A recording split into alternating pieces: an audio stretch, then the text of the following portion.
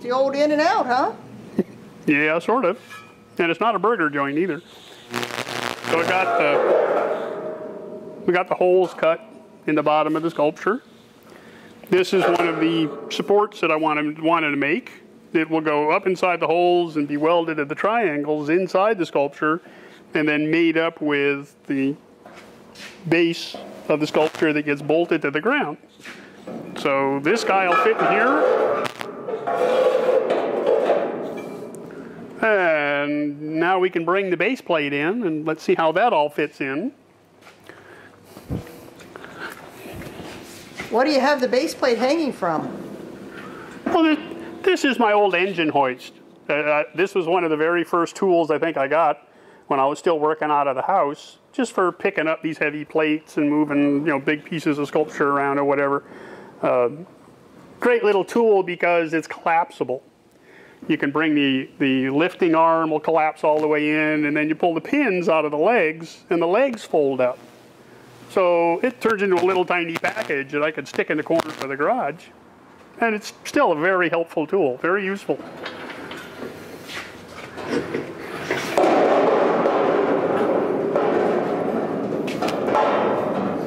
And when you want to just beat things around, well, it's kind of fun too.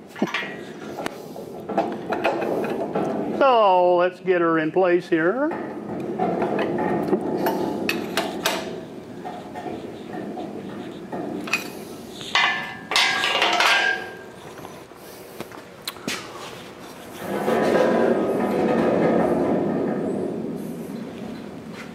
Wow, almost perfect. Yeah, come here, take a look inside. So you can kind of see down inside there. Here's that upright. And that's how it's going to fit right there. So how are you going to attach it, Kev? Bubble gum.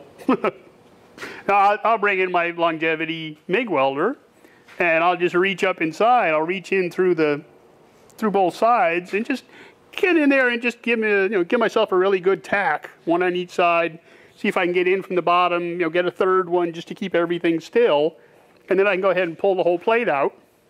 Turn up the amps, weld it all the way around, slide it back in, fit the next one. I got to get them all so they're all perpendicular, that's the right word, perpendicular to the plate, so I can slide all of them out to be able to work on them, to weld them all, to get them all welded in, slide them back in again. But you got to remember, these triangles are at different angles as you go around. So each one of these box tubes that I'm putting in there, I'm going to have to start cutting it more and more of an angle on the upper end to make it meet up with the triangle inside, to make it slide in and out. Just for the heck of it, before I even turn the welder on, let's try reaching in there with this thing, and maybe using just like one finger. Hold the plate in, reach in, hit it with one finger. Can you move the gun? Can you hit all the spots you want to hit? I mean, do a dry run first before you ever even, reach in there with electricity and what have you. So it looks like I can get it in a couple little spots in there. So let me fire the welder up and put your helmet on. Now we got the gas on, got the welder running, 22 volts and 250 on the wire feed. Let's make some sparks.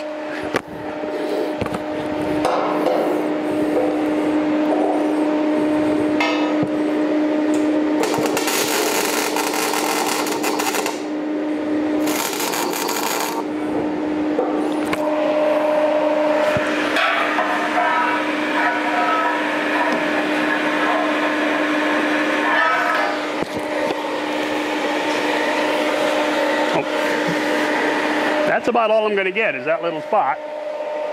So let's see if I just can't slide that thing out, on the chain, on the crane. Let me see if I can just slide it out a little bit, and then I can get in there and just really weld the heck out of it.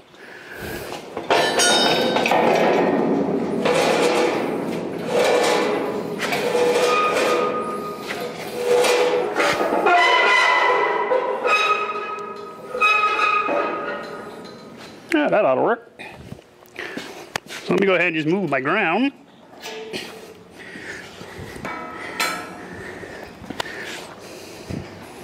Now I can come in and just nail the heck out of it.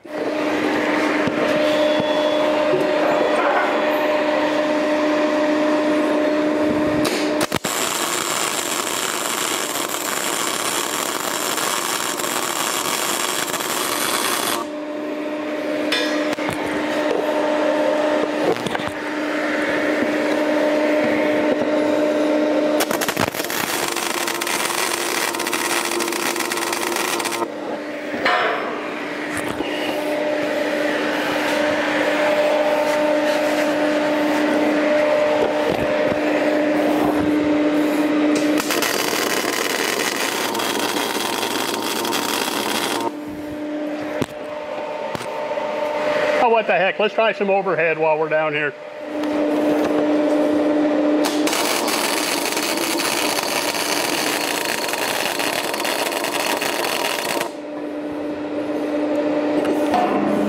Not bad. We'll take a look. So I think that turned out pretty good. So now I've just got 4 more of them to go. Got to cut them, fit them, make them work. So I can slide this thing in and out as I fit each one, so I can weld each one, get them on there good and tight so nothing's going to move. Back to work.